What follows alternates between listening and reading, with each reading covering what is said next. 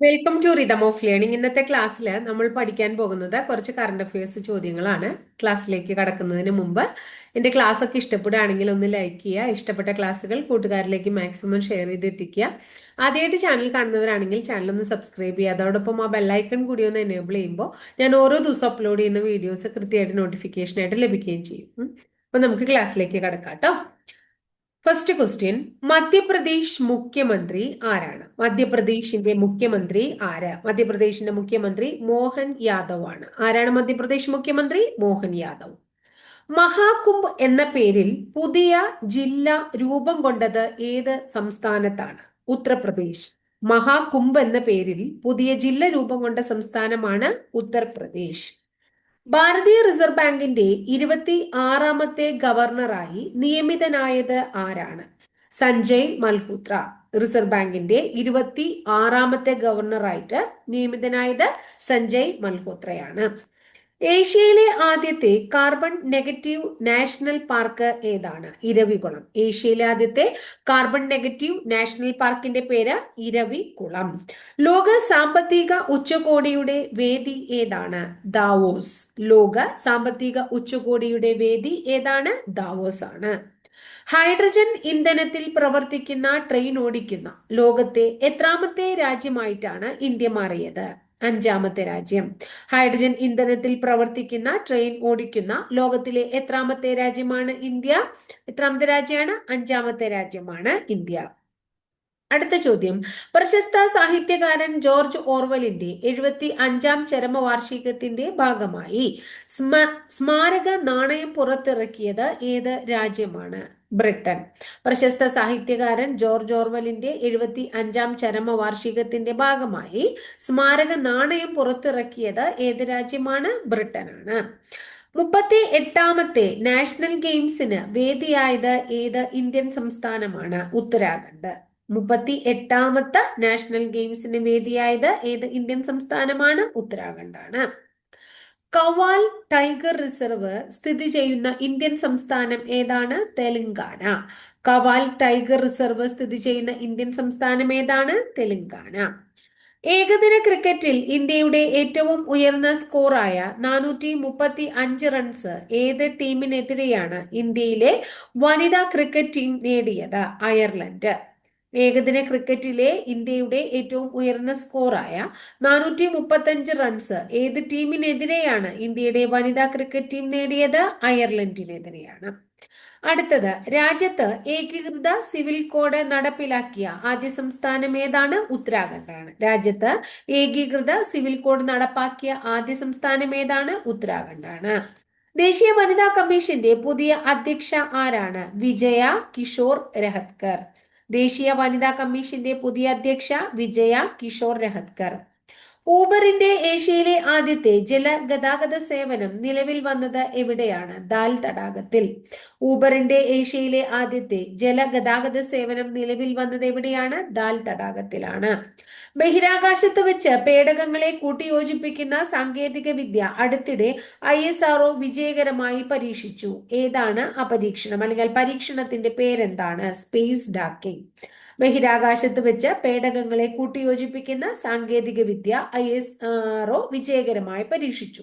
ഏതാണ് ആ സാങ്കേതിക വിദ്യ? സ്പേസ് ഡാക്കിംഗ് ആണ്. 2025 കമ്മീഷൻ ചെയ്ത ഇന്ത്യയുടെ പുതിയ അന്തർവാഹിനിയുടെ പേര് എന്താണ്? INS വാഗ്ഷീർ എന്നാണ്. 2025 കമ്മീഷൻ ചെയ്ത ഇന്ത്യയുടെ പുതിയ അന്തർവാഹിനിയുടെ പേര് INS വാഗ്ഷീർ എന്നാണ്.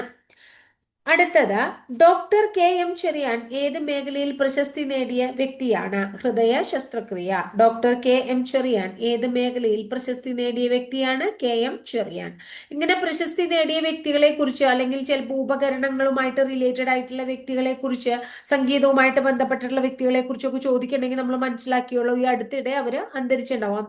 അവരുടെ മരണോ അല്ലെങ്കിൽ എന്തെങ്കിലും അവാർഡുകളോ അങ്ങനെയുള്ള കാര്യങ്ങളൊക്കെ കിട്ടിയിട്ടുള്ള ആൾക്കാരെ കുറിച്ചിട്ടായിരിക്കും നമ്മൾ ചോദിച്ചിട്ടുണ്ടാവുക. അപ്പോൾ പേപ്പറൊക്കെ വായിക്കുമ്പോൾ അത് ശ്രദ്ധിക്കാനായിട്ട് ശ്രമിക്കുക കേട്ടോ. അടുത്തത്, ദേശീയ മനുഷ്യാവകാശ കമ്മീഷന്റെ 9ാമത്തെ ചെയർമാനായി നിയമിതനായത് ആരാണ്? Justice V Ramasubramanian. ദേശീയ മനുഷ്യാവകാശ കമ്മീഷന്റെ 9ാമത്തെ ചെയർമാനായി നിയമിതനായത് ജസ്റ്റിസ് വി രാമസുബ്രഹ്മണ്യം. ഇന്ത്യൻ ഭരണഘടനയുടെ 75-ാം വാർഷികത്തിന്റെ ഭാഗമായി ഏതൊക്കെ ഭാഷകളിലാണ് ഭരണഘടനയുടെ പതിപ്പുകൾ ഇറക്കിയത്?